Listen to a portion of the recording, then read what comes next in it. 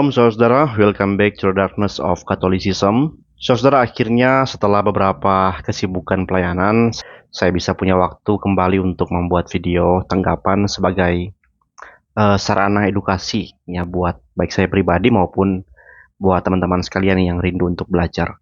Dan seperti di judul video ini saudara, video ini adalah tanggapan saya untuk video Allegro yang ini. Yang mana video itu merupakan video tanggapan dia terhadap video saya yang ini. Saya sarankan teman-teman untuk bisa menonton video saya yang itu dulu, untuk bisa mengerti sebenarnya apa yang menjadi konteks dari apa yang saya bicarakan di sini. Oke, jadi saudara, saya senang ya dengan tanggapan Allegro yang ini. Saya sangat bersemangat untuk memberikan jawaban, karena lewat kita mengklarifikasi pikiran dia, kita bisa semakin menambah wawasan kita tentang memahami dasar pemikiran dari teologi reform. Jadi saya percaya lewat apa yang kalian tonton, kalian akan punya pemahaman yang semakin mendalam tentang apa yang menjadi dasar dari pemahaman reform ataupun juga Katolik. Oke, jadi mari kita dengarkan sekarang saudara. Seperti biasa saya akan tanggapi bagian per bagian dari Allegro. Kalian bisa membuka kolom deskripsi untuk melihat segmen-segmen pembahasan atau tanggapan yang saya buat. Mari kita mulai. Saya mau mengajak kita saudara-saudari untuk membahas presuposisionalisme fantil, Cornelius Fantil, ketika akal disingkirkan dan iman menjadi tirani. Ya, kita akan membongkar, ya, Protestan itu kan inkonsisten, kan sudah saya bilang, kata kunci Protestan itu hanya satu, kalau kamu mau jadi Protestan, jadilah inkonsisten. Saudara-saudara, saya harap kalian sudah pegang kalimat yang dia katakan ya, ketika akal disingkirkan dan iman menjadi tirani. Ini saudara-saudara sudah menjadi strawman paling awal yang dilakukan ya. Ini kalimat kunci utama yang membentuk isi tanggapan dia sebenarnya. Dia sudah melabeli bahwa presuposisionalisme fantil itu menyingkirkan akal katanya. Nah, itu salah. Tapi kita ingat baik-baik kalimat itu untuk melihat isi tanggapan yang lainnya. Lanjut. Oke.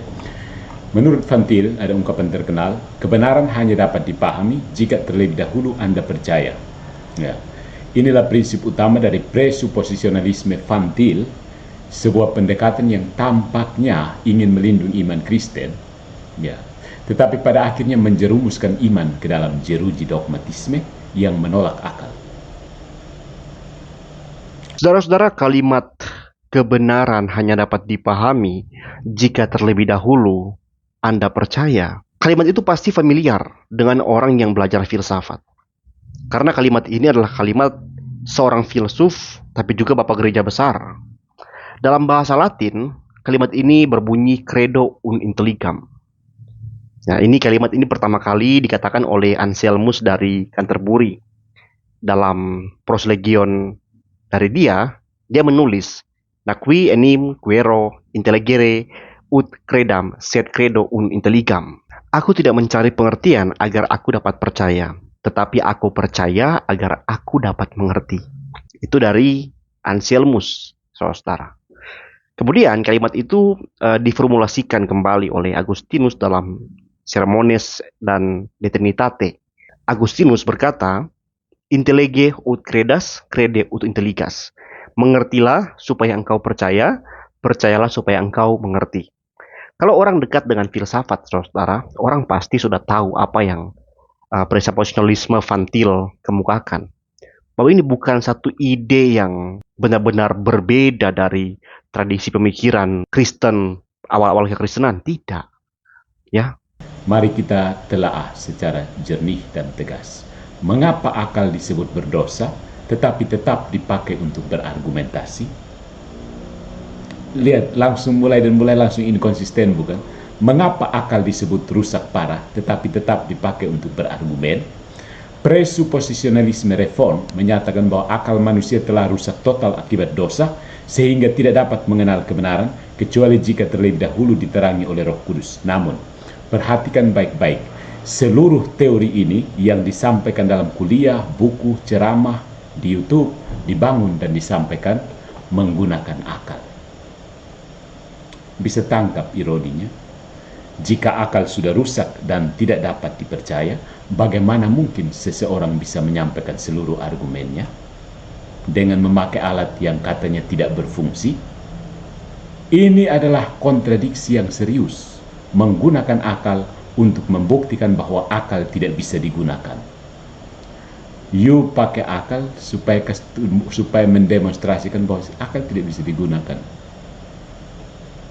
Di dunia filsafat ini disebut kontradiksi performatif. Kontradiksi performatif. Bukan akal sudah rusak maka tidak lagi bisa digunakan sama sekali, melainkan kejatuhan dalam dosa membuat akal manusia tidak lagi otonom dalam pencarian akan kebenaran. Coba kalian dengar cuplikan ini deh. Berbeda dengan kita Protestan yang meskipun kita percaya dan mengakui akal itu penting dalam mengenal Allah, tapi kepenuhan kebenaran tentang Allah dan segala sesuatu itu hanya bersumber dari Allah melalui wahyunya di dalam Alkitab. Nah, sudah dengar kan? Jadi yang saya maksudkan bukan kita nggak perlu lagi akal logika dan sebagainya, melainkan akal tidak lagi dapat diandalkan pada dirinya sendiri untuk mencapai kepenuhan kebenaran ilahi. Di mana kita percaya, ya, menurut kita reform, manusia oleh akalnya secara otonom tidak mungkin mengenal kebenaran secara utuh dan konsisten kecuali dia terlebih dahulu percaya kepada Allah Tritunggal. Nah, Katolik dalam hal ini, mereka itu menolak untuk dikatakan akal manusia nggak otonom. Kalau reform menegaskan manusia harus dilahirbarukan kembali dahulu, baru bisa melihat kepenuhan kebenaran, atau kalau dalam istilah Yesus, kalau seseorang nggak dilahirkan kembali oleh Roh Kudus, orang nggak bisa melihat kerajaan Allah. Katolik tidak memahami prinsip lahir baru dengan pengertian itu. Pembaruan, tidak. Bagi Katolik, rahmat oleh Roh Kudus atau kelahiran kembali itu bukan melahirbarukan roh seseorang, tapi itu sifatnya lebih kepada menolong. Jadi akal manusia pada dasarnya itu baik, otonom, dan rahmat hanya bersifat ditambahkan untuk bisa seseorang mengenal kebenaran ilahi. Kalau dilihat-lihat saudara, entah Roh Kudus itu membaharui seperti dalam pemahaman reform, atau Roh Kudus itu hanya menambahkan atau disuntikan, ya, atau menambahkan rahmat seperti dalam pemahaman Katolik. Tapi pada intinya, keduanya sebenarnya sama-sama mengakui bahwa ya entah akal itu otonom atau tidak otonom, kedua-duanya menerima bahwa tidak bisa lagi akal manusia menghasilkan kepenuhan kebenaran oleh dirinya sendiri. Ya kan? Harus ada pihak luar yang menyatakan kebenaran itu kepada manusia. Nah, reform menyebut itu Roh Kudus dan sifatnya membaharui. Katolik menyebut itu institusi gereja Katolik dan sifatnya menyediakan rahmat. Nah, yang semakin membedakan kedua ini adalah pada bagaimana kita tahu bahwa rahmat itu telah sampai kepada kita. Reform percaya rahmat itu akan sampai kepada seseorang adalah oleh pekerjaan Roh Kudus yang akan membuat orang itu membaca firman Tuhan atau mendengar Injil yang dari firman Tuhan yang menimbulkan iman. Dia percaya kepada firman Tuhan. Nah, Roh Kudus kemudian akan bekerja dalam diri orang itu tanpa membypass pikirannya dia, tanpa membuat dia mati secara logika, tidak, tapi dibaharui di dalam Tuhan. Roh Kudus memampukan orang itu untuk percaya pada berita Alkitab yang kemudian orang itu akan mengenal Allah Tritunggal, yang kemudian segala kebenaran yang lain di luar itu menjadi konsisten karena dia percaya kepada Allah yang konsisten, Allah yang sejati. Kalau Katolik, mereka percaya rahmat itu tiba kepada mereka adalah melalui institusi gereja mereka, khususnya melalui sakramen-sakramen mereka. Oleh gereja Katolik, mereka menerima rahmat tanpa perlu menyangkal bahwa akal mereka secara otonom berperan dalam menuntun mereka menerima rahmat itu. Sederhananya mungkin bisa kita katakan, menurut Katolik, ketika ada seseorang yang menjadi Katolik atau menjadi Kristen lah lebih umum, itu adalah karena kehendak bebas dia dan bukan oleh karena pembaharuan oleh Roh Kudus terlebih dahulu. Kalau kita reform percaya kehendak bebas kita sudah dicemari dosa dan cenderung akan menggunakan free will itu untuk melakukan yang berdosa yang berlawanan dengan kehendak Allah. Kecuali oleh pertolongan Roh Kudus, barulah seseorang akan datang kepada Allah dan benar-benar menggunakan kehendak bebas untuk memuliakan Allah. Jadi tidak ada di sini yang mengatakan bahwa akal sudah nggak diperlukan. Tidak ada, Allegro ya. Itu yang membedakan kita. Saya sangat berharap Allegro betul-betul pahami ini, dan kalau mau menanggapi, tanggapi dalam segi ini. Bukan, sudahlah. Saudara-saudara mendengar penjelasan saya sebelumnya tadi, kalian tahu kan, bukan saya melakukan kontradiksi performatif, melainkan Allegro yang melakukan strawman falasi. Dia mengkritisi sesuatu yang sama sekali bukan representasi yang benar dan jujur atas pemahaman reform. Oke? Mari kita lanjut ke poin berikutnya. Berikutnya ada Alkitab benar karena Alkitab mengatakan dirinya benar. Itu Protestan. Ini Protestan yang ini loh. Itu bukan iman tapi sirkularitas. Presuposisionalisme itu menolak pendekatan argumen tradisional dan justru memulai dengan sebuah pernyataan, saya percaya Alkitab adalah benar. Ketika ditanya mengapa, jawabannya adalah karena Alkitab sendiri berkata demikian. Ini bukan argumen yang masuk akal, tetapi lingkaran tertutup yang kebal terhadap pertanyaan. Apapun keberatan yang diajukan akan dijawab, kamu tidak mengerti karena kamu belum percaya. Artinya, diskusi tidak mungkin terjadi. Ya.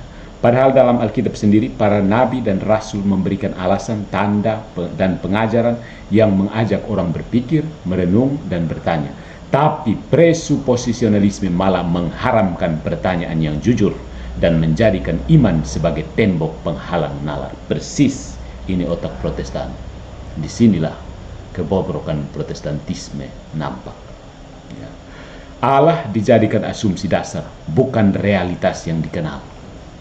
Tuhan itu hanya asumsi. Tuhan di Protestan itu hanya asumsi saja, bukan realitas yang bisa dikenal. Saudara-saudara, kita nggak percaya Alkitab benar hanya karena Alkitab mengatakan dirinya benar. Tidak. Kita percaya Alkitab benar karena Alkitab terbukti benar. Tunjukkan kepada saya kesalahan dari Alkitab. Kalau Allegro dapat menunjukkan dari dalam Alkitab dengan penjelasan yang baik bahwa Alkitab memiliki kesalahan, saya hapus channel YouTube saya dan saya akan jadi ateis. Tapi Allegro nggak perlu mencoba melakukannya. Karena hal itu pun sebenarnya diakui oleh Roma Katolik. Roma Katolik dari awal mengakui Alkitab adalah sabda Allah. Itu tertulis jelas dalam Katekismus Gereja Katolik. Pertanyaannya adalah, apakah sabda Allah bisa mengandung kesalahan? Kan tidak. Sebaliknya, orang Katoliklah yang hidup dalam nalar melingkar seperti yang dia tuduhkan. Karena mereka percaya Gereja Katolik itu benar, karena Gereja Katolik mengatakannya demikian. Meskipun sebenarnya terbukti Katolik Roma itu tidak benar mengenai Paus. Di mana bukti bahwa Petrus adalah Paus pertama di Roma, infalibel, dan kepala gereja universal, dan setiap uskup Roma setelahnya mewarisi seluruh hak yuridis seperti itu? Mana dokumennya? Mana dasarnya? Tidak ada. Kenapa kalian percaya demikian? Karena gereja Katolik mengajarkannya demikian kan? Inilah inkonsistensi dari Katolik itu sendiri. Dalam filsafat mereka percaya otonomi akal manusia. Tetapi mereka membypass otonomi akal manusia itu dalam praktik-praktik mereka. Tahu-tahu tidak ada bukti klaim kepausan pada abad pertama. Tapi mereka harus percaya. Dan mereka percaya itu karena mereka diajarkan demikian oleh Gereja Katolik.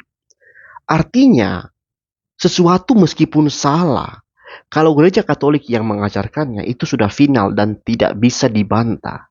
Kalau dibantah, ya harus dikucilkan. Meskipun seringkali mereka bertentangan dengan diri mereka sendiri. Menurut mereka pokoknya meskipun ada pertentangan internal yang namanya Gereja Katolik pasti benar. Saudara-saudara, kalian mau berdiskusi apa lagi dengan orang-orang seperti ini, saudara? Yang mereka percaya kebenaran itu adalah apa yang dianggap benar oleh institusi mereka. Otonomi akal manusia yang mereka tekankan dalam filsafat mereka itu sudah mereka abaikan sendiri. Udah mereka bypass. Karena kalau mereka benar-benar mau pakai akal mereka, sudah lama mereka tinggalkan kepausan. Tapi sayangnya sekali lagi saudara, akal mereka meskipun mereka percaya otonom manusia, tapi tidak dapat lagi mengenal keutuhan kebenaran kecuali di dalam dan melalui Gereja Katolik. Kalian masih mau mengatakan ini konsisten? Aduh, udahlah. Presuposisionalisme menjadikan Allah sebagai praduga epistemologis, bukan realitas objektif yang bisa dikenali melalui ciptaan atau pemikiran. Mereka berkata, kamu hanya bisa mengenal Allah jika kamu sudah percaya. Maka semua orang yang tidak percaya dianggap mustahil mengenal Allah, bahkan secara samar sekalipun.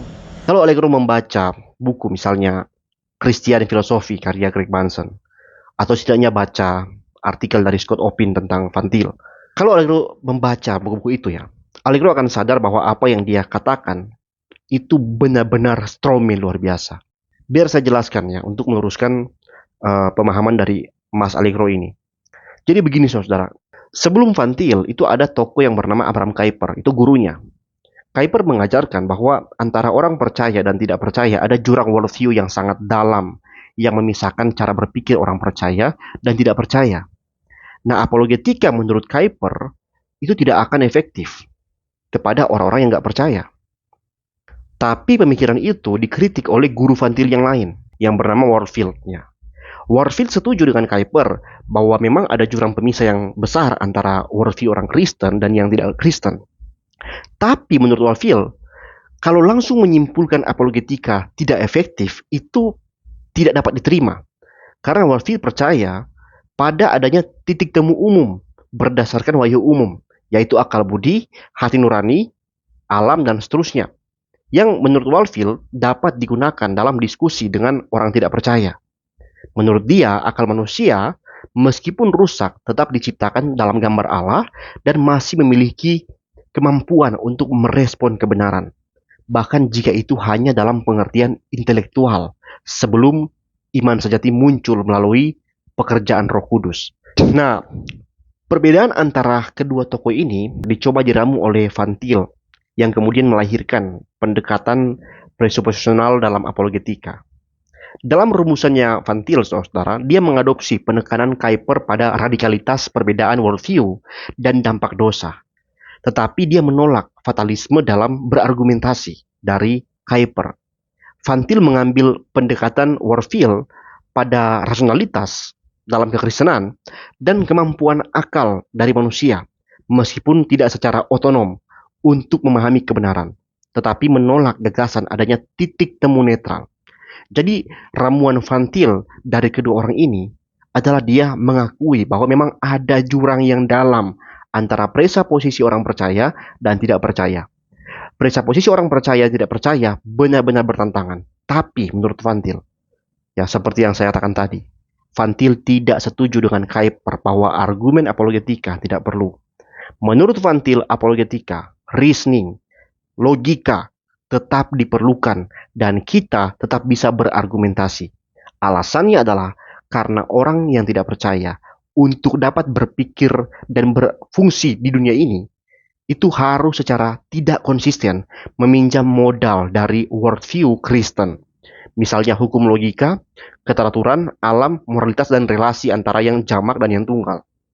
Jadi Van Til menegaskan bahwa tugas apologis atau tujuan apologetika adalah pertama-tama untuk menunjukkan inkonsistensi pada worldview non-Kristen dan bahwa hanya worldview Kristen yang dapat memberikan dasar yang koheren dan konsisten bagi realitas.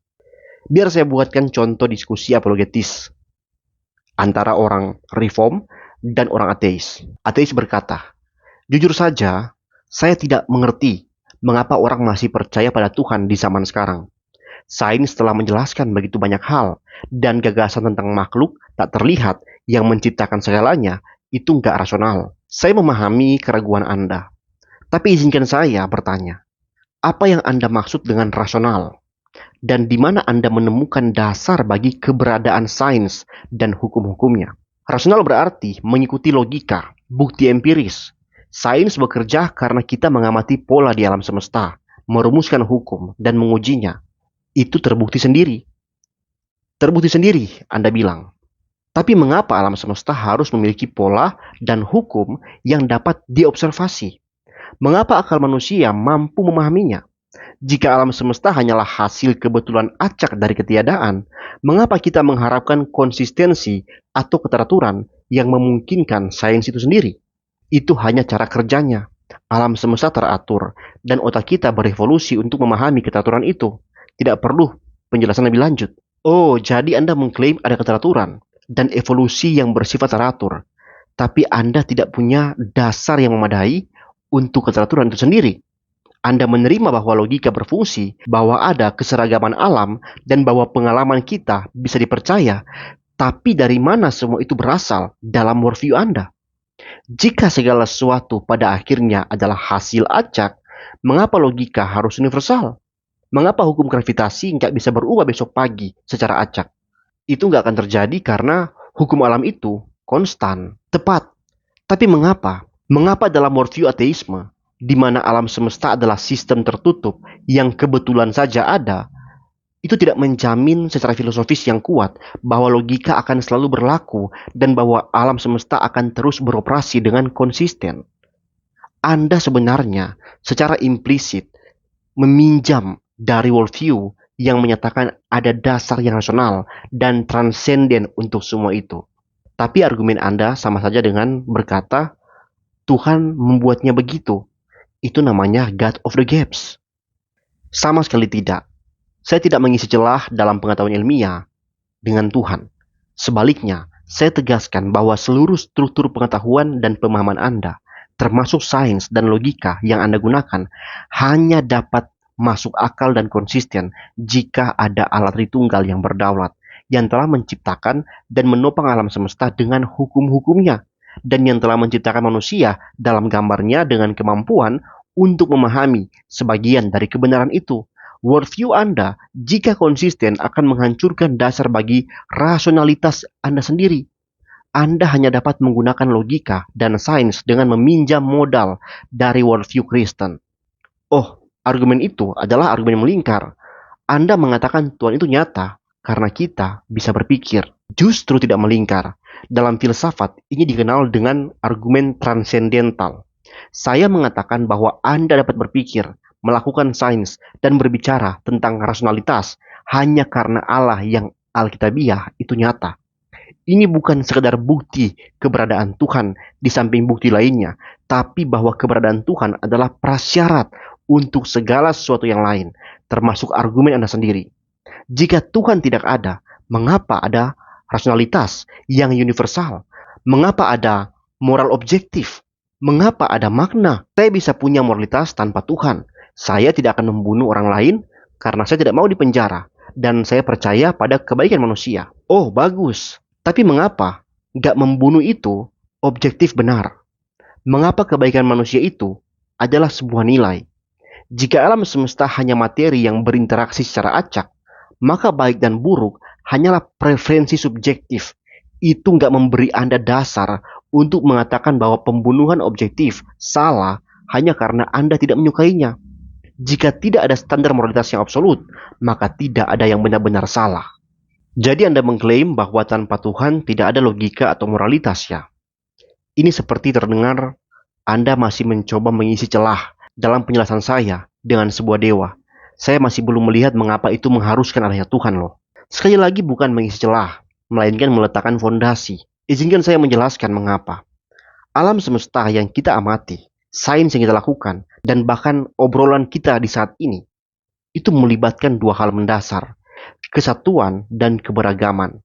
Ada banyak hal yang berbeda, benda-benda, ide-ide, individu, namun semuanya beroperasi dalam satu kerangka yang koheren dengan hukum-hukum yang seragam. Ya, dan itu hanya fakta tentang realitas kan? Tepat. Tapi bagaimana Anda menjelaskan koherensi dalam worldview Anda? Jika realitas pada dasarnya adalah kumpulan materi yang kebetulan dan terpisah-pisah, bagaimana Anda menjelaskan bahwa ada hukum gravitasi yang berlaku sama untuk semua objek atau hukum logika yang berlaku universal untuk semua pikiran orang yang berbeda-beda dari suku, bangsa, bahasa, budaya, dan sebagainya? Jika yang ada hanyalah keberagaman, mengapa ada kesatuan? Dan jika hanya ada kesatuan, misalnya satu zat primordial, mengapa ada keberagaman yang kita lihat? Alam semesta itu sendiri adalah kesatuan dan isinya adalah keberagaman. Evolusi menjelaskan bagaimana keberagaman itu muncul dari satu asal. Jika alam semesta adalah kesatuan ultimat, maka keberagaman yang Anda lihat itu hanyalah ilusi. Ilusi atau derivatif yang akhirnya tidak memiliki realitas independennya sendiri. Jika yang ultimat adalah keberagaman acak, maka tidak ada yang mengikatnya menjadi satu kesatuan yang koheren. Anda lihat, Anda memiliki problem yang satu dan yang banyak. Bagaimana yang satu dapat menyatukan yang banyak tanpa menghilangkan yang banyak, dan bagaimana yang banyak dapat eksis tanpa menghilangkan yang satu. Worldview Anda tidak punya dasar filosofis yang memadai untuk menjelaskan hubungan intrinsik dan harmonis antara kesatuan dan keberagaman yang kita alami. Loh, kemudian mengapa Tuhan Anda bisa? Anda hanya punya satu Tuhan. Itu kesatuan mutlak kan? Ini kuncinya. Allah Kristen bukan hanya berbicara tentang satu saja. Juga bukan bicara tentang politeisme, banyak Tuhan, bukan. Allah Kristen adalah Allah Tritunggal. Satu hakikat ilahi, tapi ada nyata eksis kekal dalam tiga pribadi yang berbeda. Bapa, Anak, dan Roh Kudus. Tritunggal, kedengarannya seperti tiga Tuhan. Itu lebih rumit dari yang saya butuhkan. Tidak, ini adalah satu-satunya konsep Allah yang secara internal, konsisten, yang dapat menjelaskan realitas secara objektif dan juga utuh.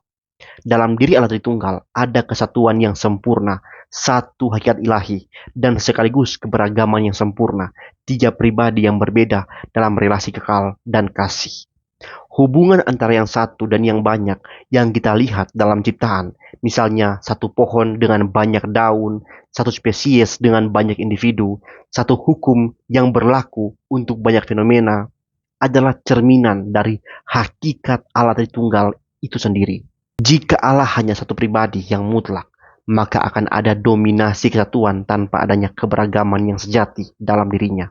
Tidak ada relasi sejati dalam dirinya. Dan itu akan berujung pada pandangan bahwa keberagaman dalam ciptaan itu pada dasarnya tidak penting atau ilusi. Sebaliknya, jika Anda memiliki banyak dewa atau tidak ada dewa sama sekali atau materialisme acak, maka Anda memiliki keberagaman tanpa kesatuan yang mendasar, dan itu akan menghasilkan kekacauan dan tanpa makna, di mana hukum-hukum tidak punya dasar yang kuat dan pengalaman kita bisa menjadi arbitrer. Hanya dalam konsep Allah Tritunggal yang memiliki kesatuan dalam keberagaman secara internal, kita memiliki dasar yang koheren untuk menjelaskan mengapa alam semesta ini memiliki hukum-hukum yang universal, ya, yang satu, namun sekaligus sangat kaya akan berbagai hal yang berbeda, yang beragam. Hanya dalam worldview ini, rasionalitas, moralitas, dan bahkan kemungkinan sains menjadi masuk akal. Tanpa Allah Tritunggal, Anda tidak dapat secara konsisten menjelaskan mengapa ada kesatuan dan keberagaman yang kita alami. Oh, jadi Anda mengatakan bahwa Allah Tritunggal adalah dasar untuk semua koherensi. Tepat sekali. Saya tidak hanya menunjuk pada Tuhan, tapi pada hakikat Allah yang adalah kesatuan dalam keberagaman. Worldview yang ateistik atau bahkan monoteisme yang bukan Tritunggal pada akhirnya akan menghadapi kontradiksi dalam menjelaskan realitas yang kita alami. Khususnya dalam bagaimana yang satu dapat berhubungan dengan yang banyak.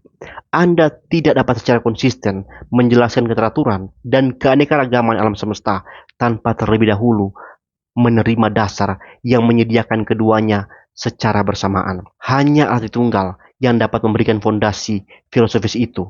Dan meskipun Anda mengerti hal ini, Anda tetap akan tidak konsisten dengan diri Anda sendiri, kecuali Anda menerima Allah Tritunggal sebagai Allah yang hidup dalam diri Anda. Karena kalau tidak, Anda seperti orang yang sudah tahu prinsip penjumlahan, tapi tidak pernah menggunakan prinsip itu dalam transaksi yang Anda lakukan. Misalnya, Anda membeli dengan uang 5.000 untuk sebuah kue berharga 2.000. Anda tahu Anda harus menerima kembalian 3.000, tapi Anda menolak diberi kembalian 3.000. Anda lebih memilih jumlah kembalian yang lain yang tidak sesuai dengan jumlah penjumlahan. Dan itulah orang yang mengerti prinsip Allah Tritunggal, bagaimana perumusannya, tapi tidak mau mengimaninya. Nah, saudara-saudara, sampai sini kalian sudah bisa lihat kan, presuppositionalisme adalah metode apologetika Kristen yang sangat ampuh sekali. Bukan hanya untuk membuktikan adanya Tuhan, tapi membuktikan bahwa realitas kebenaran yang objektif ini hanya mungkin dijelaskan dengan mengacu dari Allah Tritunggal, Allah Alkitab. Dan orang hanya akan konsisten dengan realitas objektif ini kecuali dia percaya kepada Allah Tritunggal. ya. Dan kepercayaan kepada Allah Tritunggal itu nggak mungkin terjadi kecuali oleh pertolongan Roh Kudus. Jadi Allegro, apalagi yang mau Anda tunjukkan dan straumenkan kepada prinsip metafisik yang teosentris biblikal ini? Sulit Allegro, sulit. Melawan ini sama dengan melawan keabsolutan Allah Tritunggal yang berfirman di dalam Alkitab itu. Ya, Protestantisme itu memang berusak kemanusiaan sebenarnya. Ini berseberangan dengan ajaran klasik Kristen dan juga para rasul. Rasul Paulus misalnya dalam Roma bab 1 ayat 19-21 yang menyatakan bahwa manusia dapat mengenal Allah melalui ciptaannya. Inilah dasar dari teologi naturalis yang dipegang oleh gereja sejak awal. Saudara-saudara, dari apa yang saya jelaskan tadi, kalian bisa nilai apakah benar Protestan itu perusak kemanusiaan atau Protestan itu malah berhasil menunjukkan realitas yang sebenarnya dari dunia ini. Ya, bahkan Roma 1 ayat 19, kalau dibaca dalam konteksnya, itu menyatakan dengan jelas prinsip Protestan tentang apa dampak dosa. Bahwa meskipun manusia oleh akalnya mampu mengenal kebenaran Allah yang nyata lewat alam ini, tapi manusia itu cenderung menekan kebenaran itu dengan dosa dan kesalahan. Dalam prinsip reform, khususnya total depravity, itu menegaskan bahwa dosa itu telah mencemari roh manusia, membuat manusia cenderung melawan kebenaran Allah dengan otonomi dirinya sendiri. Meskipun manusia itu memiliki akal yang memampukan manusia menilai sesuatu secara objektif, tapi akal itu sudah dicemari oleh dosa yang membuat manusia cenderung berpaling dari pemuliaan kepada Allah menjadi penolakan terhadap Allah.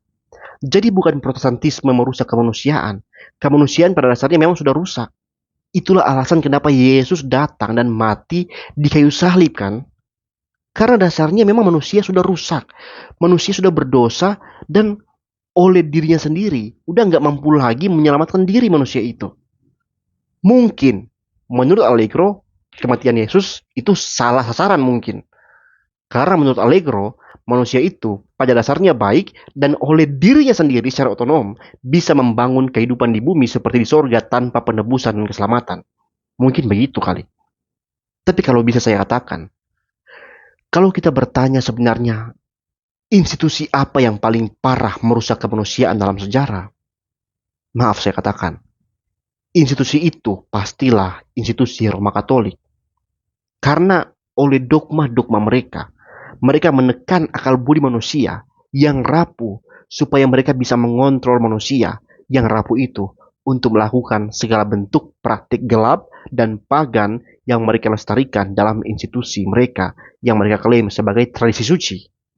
Padahal itu adalah tradisi ruci, tradisi curang yang mencurangi akal manusia yang rapuh. Kemudian Van Tillian menolak filsafat tapi diam-diam membuat sistem filsafat baru. Presuposisionalisme itu menolak filsafat klasik seperti milik Thomas Aquinas karena dianggap membatasi Tuhan ke dalam sistem buatan manusia, tetapi ironisnya mereka juga membangun sistem mereka sendiri, lengkap dengan asumsi pembagian manusia yang percaya dan yang tidak, dan penolakan terhadap seluruh filsafat di luar kerangka mereka. Dengan kata lain, mereka tidak menolak filsafat, mereka menolak semua filsafat kecuali filsafat mereka sendiri. Tahu tuh Protestan dari dulu begitu. Jadi tidak heran ya, karena Protestan tuan mereka seperti itu. Jadi Protestan di Indonesia kan ikut saja. Salah lagi, Van Til tidak menolak filsafat, Romo. Ia mengkritisi fondasi dari filsafat yang dibangun atas dasar otonomi manusia. Van Til tidak menciptakan filsafat baru, tapi mengoreksi kerangka epistemologis yang salah arah. Jadi bukan anti filsafat, tapi membangun filsafat yang tunduk pada wahyu Allah. Filsafat bukan harus dibuang, tapi diterangi oleh firman. Filsafat tanpa firman itu bagaikan berjalan dalam kegelapan. Saudara-saudara, jangan berjalan dalam kegelapan, apalagi dituntun oleh orang buta. Keduanya akan jatuh dalam lubang. Firman Tuhan adalah terang dari Tuhan. Filsafat harus membawa pada kebenaran, pada pencerahan kehidupan. Dan itu hanya dimungkinkan kecuali filsafat itu tunduk pada terang itu. Implikasi pastoral dan misi yang tertutup. Jika hanya orang yang sudah diterangi Roh Kudus yang bisa memahami kebenaran, maka Dialog antar iman menjadi mustahil. Penginjilan rasional tidak berguna. Iman menjadi elit tertutup yang tidak dapat diuji. Bayangkan. Padahal Kristus sendiri berbicara dalam perumpamaan, menjawab pertanyaan, dan memberi tempat bagi pencari kebenaran seperti Nikodemus. Iman dalam tradisi gereja bukanlah penghapusan akal, tetapi penyempurnaan melalui rahmat. Romo menganggap presuposisi itu menutup penginjilan, karena katanya hanya yang sudah percaya yang bisa mengerti. Lagi Romo nggak mengerti apa yang sedang Romo bicarakan. Presuposisi tidak menutup dialog, malah presuposisi itu memulai dialog dengan menunjukkan bahwa tanpa Tuhan tidak ada dasar konsisten untuk berpikir, dan iman bukanlah elit tertutup. Justru penginjilan yang presuposisional menunjukkan bahwa satu-satunya jalan keluar dari kebingungan intelektual adalah pertobatan dan percaya kepada Kristus. Bahkan itu yang ditegaskan oleh Yesus kepada Nikodemus. Kecuali seseorang dilahirkan kembali oleh Roh, barulah seseorang dapat melihat kerajaan Allah, yang tentunya menyatakan kebenaran, konsistensi, kejujuran, keadilan, dan terang yang sejati. Amin, saudara. Dari kesimpulannya, saudara-saudariku, presuposisionalisme itu menolak tradisi intelektual Kristen. Soal Scriptura doang. Van Til dan para pengikutnya berupaya membela iman dengan menolak semua pendekatan akal dan metafisika klasik. Tetapi akibatnya mereka jatuh ke dalam lingkaran sirkular tanpa dasar objektif. Muter kayak gasing, muter kembali ke Alkitab. Alkitab siapa? Alkitab yang bilang siapa? Alkitab yang bilang. Mereka menolak kemampuan rasional manusia sekaligus menggunakannya untuk membuat teori mereka. Ini inkonsistensi paling parah dari Protestan. Mereka mengubah iman menjadi sistem tertutup yang tidak dapat diuji, dibantah, atau dipertanyakan. Saudara-saudara, jadi semua itu sudah saya buktikan strawman dan sudah saya jelaskan bagaimana posisi dari presuposisionalisme itu. Kita tidak menolak intelektualitas. Kita menolak otonomi intelektual. Sola Scriptura adalah prinsip bahwa Alkitab nggak bisa salah. Katolik Roma maupun Ortodoks Timur itu mengakui hal itu. Mereka hanya menolak untuk mengatakan hanya Alkitab yang nggak bisa salah. Ya, menurut mereka institusi mereka juga nggak bisa salah. Nah, saya sudah buktikan bagaimana objektivitas dari presuposisionalisme dalam bentuk percakapan tadi. Intinya sudah saya tunjukkan. Tidak ada inkonsisten dalam Protestantisme. Malah saya berhasil menunjukkan inkonsistensi ya dalam metafisik yang terbesar itu ada pada Roma Katolik. Mengakui otonomi akal, tapi mengklaim bahwa hanya oleh gereja Katolik lah orang bisa menemukan kepenuhan kebenaran. Itu inkonsisten Allegro. Karena artinya Allegro pun itu memegang sebuah prinsip, ya, prinsip sola yang oleh mereka sendiri namanya sola ecclesia romana. Menuduh kami sirkular karena mengatakan Alkitab benar, karena Alkitab mengatakan demikian. Itu sebenarnya adalah posisi mereka sendiri. Kami nggak begitu. Alkitab terbukti benar. Bukan hanya karena Alkitab berkata dia benar, tapi memang terbukti dia benar. Tapi coba Roma Katolik. Ya, coba lihat. Mereka mengatakan Roma Katolik benar bukan karena terbukti klaim-klaim mereka benar. Tapi ya karena gereja mereka mengklaim seperti itu. Meskipun mungkin klaim-klaim itu bertentangan dengan realitas. Iman Kristen sejati tidak takut berpikir. Iman yang sehat tidak benci filsafat. Iman yang matang tidak melarang bertanya. Allah bukan hanya pribadi yang menyatakan diri, dia adalah ada itu sendiri. Realitas paling nyata yang bisa dikenali bukan hanya oleh orang yang sudah percaya, tapi oleh siapa saja yang terbuka pada kebenaran dan dibimbing oleh akal yang jujur. Akal yang jujur, bukan akal yang jujur. Maka kepada saudara-saudara Protestan yang berpikiran terbuka, jangan puas dengan sistem yang menyuruh Anda mematikan nalar demi membenarkan keyakinan sendiri. Tuhan yang benar tidak akan runtuh jika dipikirkan dengan serius. Justru iblislah yang takut umatnya berpikir. Iman yang menolak akal adalah iman yang rapuh, dan iman seperti itu sayangnya tidak layak dibela. Soli Deo Veritas, Patris Allegro. Aduh Romo, siapa sih yang takut berpikir? Bukannya kalian Roma Katolik yang takut berpikir, Karena kalau benar kalian itu berani berpikir, maka seperti yang saya bilang tadi, kalian pasti sudah buang kepausan, ya karena faktanya itu nggak benar, nggak ada dasar dalam sejarah gereja bagi yurisdiksi paus di Roma itu. Kalian juga bahkan akan buang, meninggalkan Ekaristi. Ya, karena bagaimana Anda bisa tahu bahwa dengan akal sehat Anda, bahwa mujizat dari perubahan itu telah terjadi. Saudara-saudara, yang namanya mujizat memang ada, tapi di dalam Alkitab, mujizat itu benar-benar diuji kan? Apakah benar sebuah mujizat telah terjadi atau tidak? Ketika Yesus bangkit, Thomas yang ragu karena belum melihat langsung, akhirnya percaya karena Yesus bersedia membuktikan dirinya bahwa mujizat kebangkitan telah terjadi. Jadi Yesus tidak meninggalkan Thomas meskipun Thomas ragu. Yesus datang membuktikan dirinya kepada Thomas. Karena Yesus sendiri tegaskan bahwa kita harus mengasihi Allah dengan akal budi kita. Jadi tidak mungkin Yesus akan marah dengan orang yang berpikir kritis tentang imannya. Kalau Allegro mengatakan bahwa iman Kristen sejati tidak takut diuji, maka sekarang saya tanya, kalian Roma Katolik berani nggak menguji dasar kebenaran atau bukti dari transubstansiasi dengan bukti empiris, ya, dengan akal sehat yang menurut kalian itu masih otonom? Berani nggak? Nggak berani. Kenapa kalian percaya itu terjadi? Kalau memang pada dasarnya, pada faktanya tidak ada bukti objektif untuk perubahan itu, alias hanya diklaim dan diajarkan kepada kalian bahwasanya itu benar terjadi. Tidak ada jawaban selain karena diajarkan. Benar-benar iman yang buta.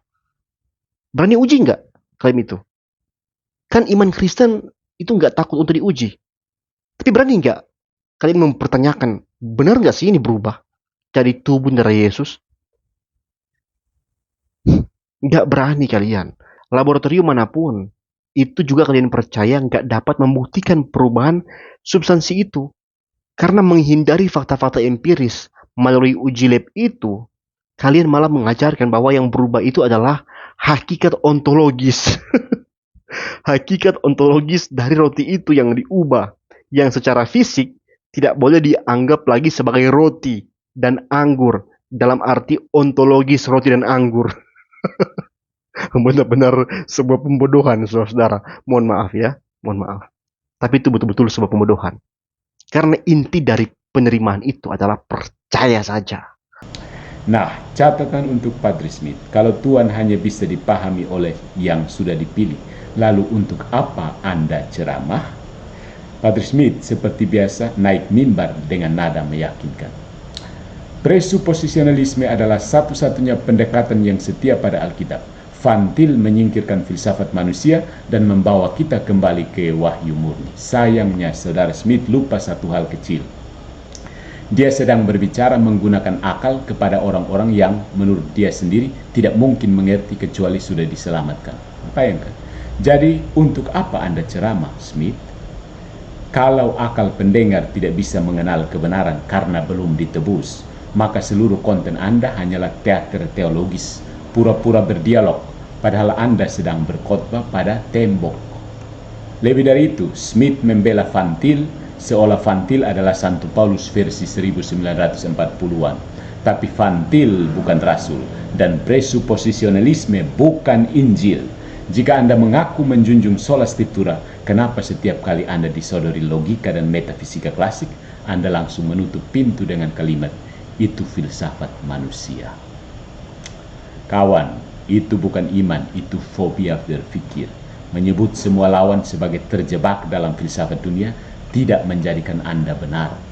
Hanya membuat Anda terdengar seperti orang yang tidak bisa menjawab argumen, lalu mengalihkan pembicaraan ke topik moral. Maka kepada Padre Smith dan para pembela Van Til, silahkan pertahankan keyakinan bahwa semua orang harus percaya dulu baru bisa mengerti, tapi jangan heran kalau dunia hanya memandang kalian sebagai kelompok yang membuat tembok, bukan jembatan. Kami di pihak Katolik tidak takut pada filsafat, karena kami tahu Tuhan tidak goyah hanya karena manusia bertanya. Kalau iman Anda harus diamankan dari pertanyaan, mungkin yang perlu dipertanyakan bukan pertanyaannya, tapi iman Anda sendiri, Solideo Veritas, bukan Solideo Kitab Suci.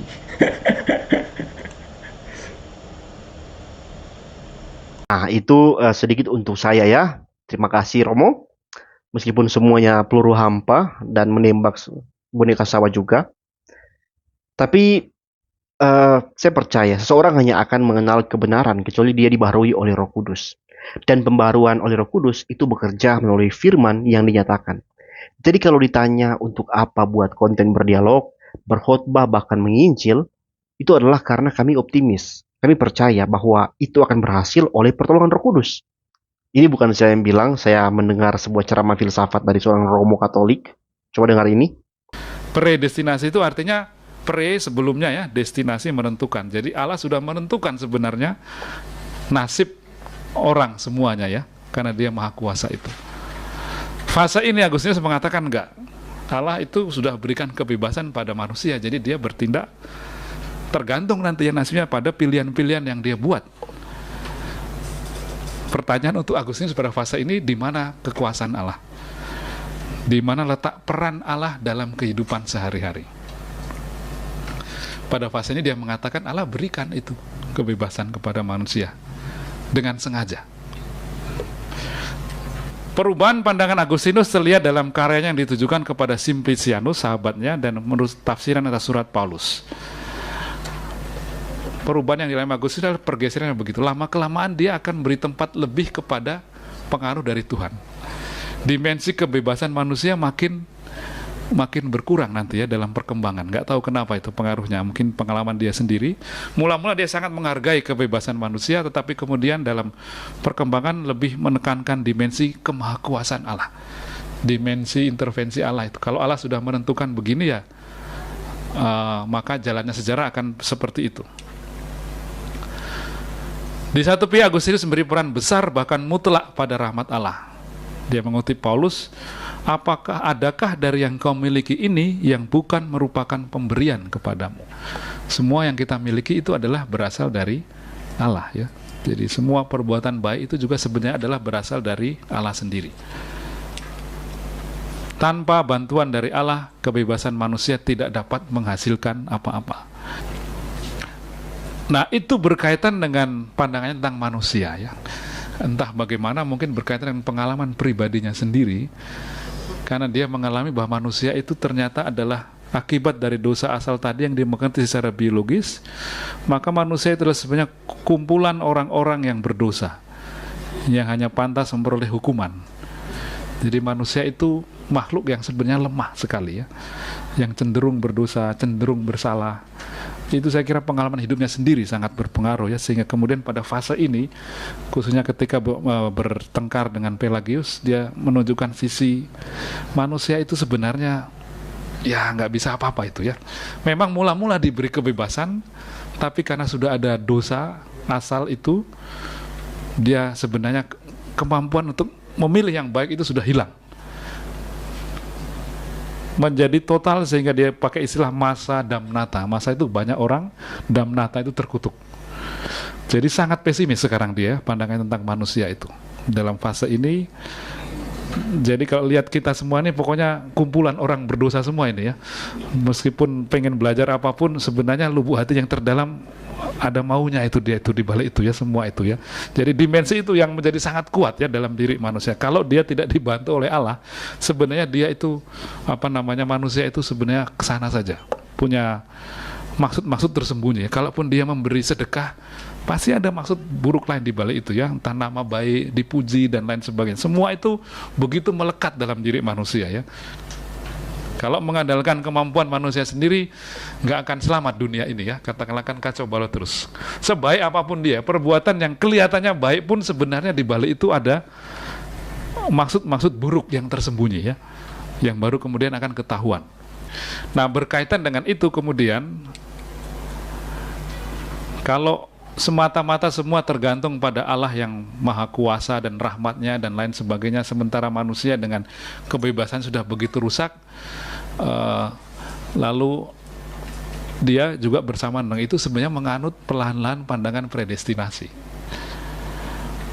Kalau sampai masih ada sedikit orang yang betul, oke lah mungkin ya, yang berbuat baik, yang hidupnya baik, bagaimana menjelaskannya dibandingkan dengan banyak orang yang demikian jahat hidupnya.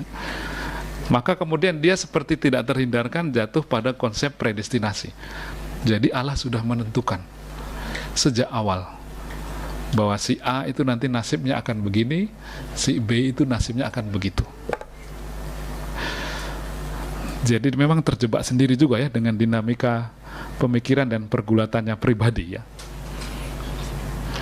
Memang dia dipicu juga oleh Pelagius itu ya, yang sangat provokatif juga, sangat menekankan dimensi kebebasan manusia ya, Pelagius itu ya. Sangat optimis dia, pandangan tentang manusia itu adalah semua harus dijelaskan dari segi kebebasan manusia. Mungkin karena lawannya seperti itu sehingga dia terprovokasi juga ya. Menarik untuk diperhatikan bahwa dalam polemik dengan penganut Pelagianisme itu selama 20-an tahun, posisi awal Agustinus justru dianut oleh para Pelagian ya, termasuk melawan determinisme Manikeis dan lain sebagainya ya. Jadi para Pelagius dan teman-temannya ini sebenarnya menganut paham Agustinus fase pertama. Dulu Agustinus sangat menekankan kebebasan manusia untuk melawan monisme, untuk melawan Manikeisme. Tapi dalam perkembangan kemudian dia sangat menekankan intervensi Allah. Karena dia ingin membela bahwa Allah itu memang maha kuasa dan dialah yang menentukan jalannya sejarah. Kalau sampai orang betul-betul memilih yang baik, itu melulu harus dijelaskan terutama dari pengaruh dari Allah, bukan dari pilihan bebas manusia. Nah, jadi itu disampaikan langsung oleh seorang Romo ya, dalam sebuah kelas filsafat. Itu persis dengan predestinasi Calvin yang kalian kutuk-kutuk itu. Ya, bahwa Allah sudah menetapkan dari semula siapa yang diselamatkan oleh rahmatnya dan siapa yang ditetapkan akan menolak rahmat dan hidup dalam dosa. Pertanyaannya, apakah dengan begitu bisa kita katakan maka Injil nggak lagi diperlukan? Tidak, ya. Kita nggak perlu melakukan false dilema seperti itu. Karena masih ada jawaban lain selain ya dan tidak. Yaitu, karena kita tahu Allah sudah menetapkan orang pilihan, maka penginjilan itu nggak akan sia-sia.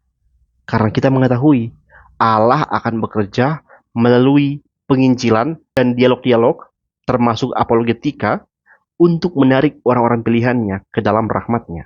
Paham, Allegro? Saya saran aja kepada Pak Allegro untuk banyak belajar dulu tentang teologi reform secara mumpuni, ya baru lancarkan serangan. Jangan asal tembak, jangan asal serang. Jangan kira hanya karena Romo sudah membuang pukulan, maka Romo sudah menghantam objek yang sebenarnya. Ya bukannya lawan yang Romo hantam, tapi malah boneka sawah. Saya akhirnya bukan sibuk melawan Romo, saya malah sibuk teriak-teriak ke Romo di atas ring untuk membuat Romo sadar bahwa yang sedang Romo pukul itu bukan saya, tapi orang-orangan sawah. Saran saya Romo banyak belajar saja. Malulah ya kan. Sudah jadi klerus gitu loh. Katanya lulusan luar negeri, tapi posisi lawan sendiri pun Romo nggak bisa mengerti. Aduh, ayolah Romo. Tapi sudahlah, saya nggak berharap Romo mengerti juga karena saya tahu Romo itu sudah hidup dalam kutukan yang akan membuat selalu Romo melihat Protestantisme bukan secara objektif, tapi berdasarkan kutukan yang berdiam di pikiran Romo, yang menjadi candu kebencian bagi Romo, dan oleh pengikut Romo menjadi candu ekspresi kebencian Romo. Wah, ini sebuah keadaan yang sangat miris menurut saya. Sekian video saya teman-teman, sampai jumpa di video berikutnya. Tuhan memberkati.